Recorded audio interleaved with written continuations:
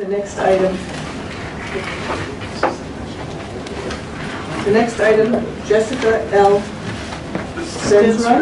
Stensrud, thank you. State Committee, we're in District 60. And you are Ms. Stensrud. Jessica L. Stensrud. And you are? Kenneth McGill, Registrar, Board of Canvass, the City of Pawtucket. I don't think we have any information. We don't have any information on this right now. Do we have right? anything? You do have a copy of the challenge. You should have a copy of that. You have a copy of this? You do have a copy. This is one page. You do, right? Yes, they do. Might have gotten lost and all. I got this one page. Yeah.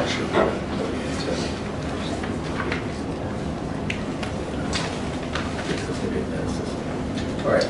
What exactly does it say? Buried in... So Ms. Stensrud is filing a challenge to her nomination papers turned in July 16 for Democratic State Committee for District 60 Pawtucket at the Board of Elections in Pawtucket. Okay? Would you like to explain? Do we know how many signatures? 50 are required, 41 were validated by the Pawtucket Board of Canvassers. Okay. I collected 134 signatures, but as he said, 41, and I double-checked that as well. But my contention is that I faced obstacles so that it was not a level playing field for me. When I was turning in my signatures, the first thing that happened was they weren't notarized, or I wasn't told to sign, so I had to come back for that. And then they sort of expressed surprise that I got so many signatures that were out of my district. Then they said, didn't you get a blue portfolio or folder that containing walking papers? And I said, no, I did not. And I was using a map that I got from online to try to point to people and say, do you live here? It was very confusing for them. It's not a good map that we can get a hold of online to do that. And so it was hard. I worked for the Census Bureau. That's why I'm dressed like this. I came straight from doing that. It was 95 to 100 degrees almost every day that last week, and I was working with the census beforehand, and I went out to do my walk to collect signatures. So I was trying to find the shortest way possible to collect the maximum signatures, and that's what leads me to my second contention of an obstacle. And there's an article I have for everyone, a copy, from the Valley Breeze.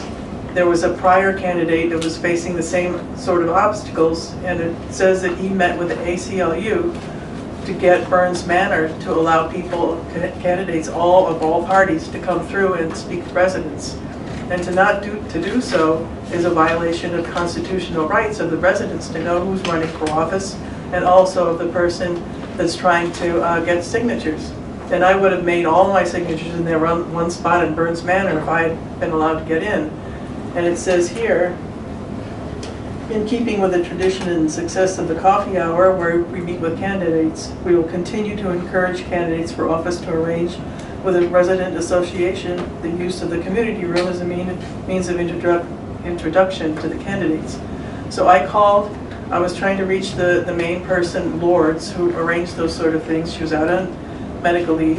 And then I spoke to Robert Wilson, who never returned my calls. He said, well, I will let you know when you can come in. Plenty of time, and he never notified me that I could come in. So I can consider that obstruction, that I was not allowed to collect signatures in that place. So those are your concerns? Yes. Anything else? Sorry? Anything else? Any questions of this? No questions? How about the gentleman from Pawtucket? I'm just here to answer any questions I can Okay. answer. And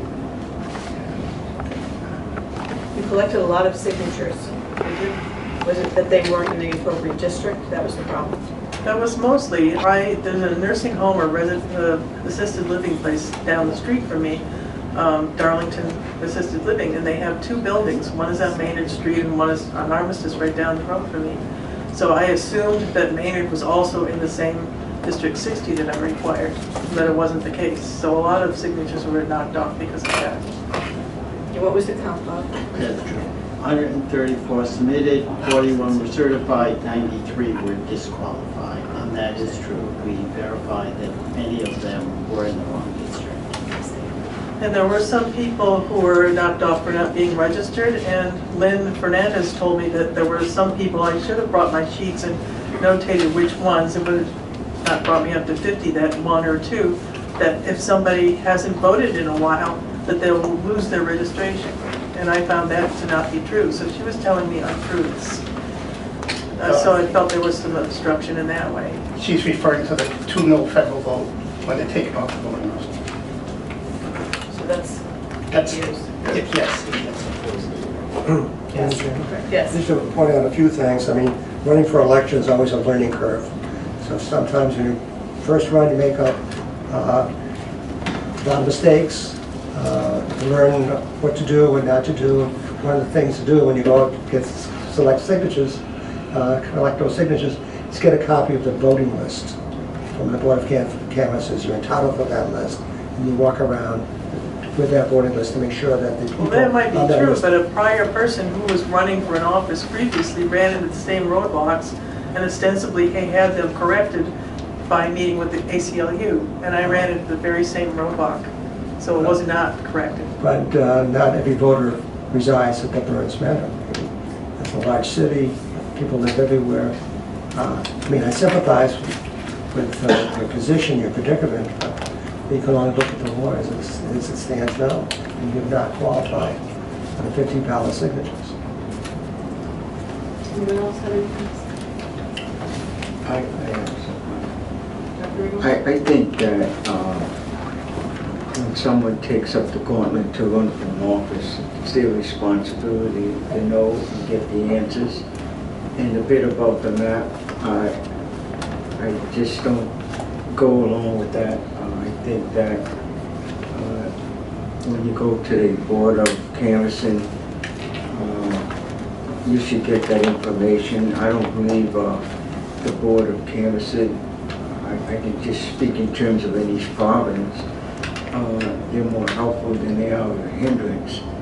And so I just think that, and I have to go along with Commissioner Schultz, is that when you first run for office, it's a learning experience. You learn after all the mistakes that you made the first time around.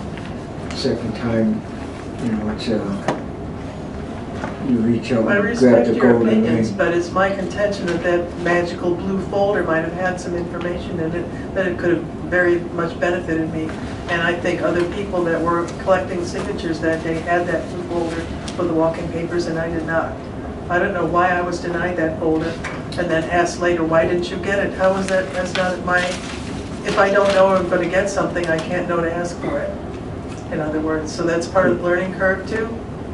Could a chairman, could the director? The folder she's referring to is a courtesy candidate packet that we put out. Inside of there, we put the Secretary of State's how to run for office, we put some registration cards. We do put a request in there for if somebody wants a walking list or a voter list. We give the first one as a courtesy to the candidates. Whether she received it or not, I was not present at the time that she signed up, so I have no idea. But again, we just give that as a courtesy. It's not required by law or anything like that. So I wasn't given a courtesy, you know. That's not a level playing field for me then. Your concerns are noted. Madam Chairman, Yes. I would just like to express, I admire her willingness to make this effort, and another time, unfortunately, you have to live by these particular rules and law, and so another time, hopefully you'll do a lot better, and I hope you won't be too discouraged by this. Bill Mr. said. Chair, also, I think that now that you're apprised of this situation, that you would do something to rectify it.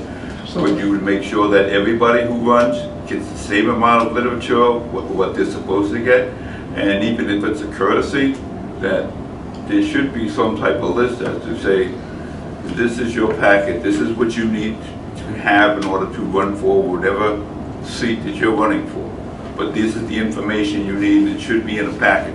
And everybody should be getting the same thing. It shouldn't be, make sure that everybody now is up to speed on how to run for office. We will have people sign for the packets from now on, so it'll be proof that they That's received a it. fair request. Yeah, we want to make it better experience for the people who are running for office. Absolutely, absolutely. Madam Chairman, I move that we deny the appeal. Do you have a second? Second. Any discussion? Moved and seconded, all in favor, signify by saying aye. Aye. Those opposed? Ayes have it. Thank you for coming, staying late.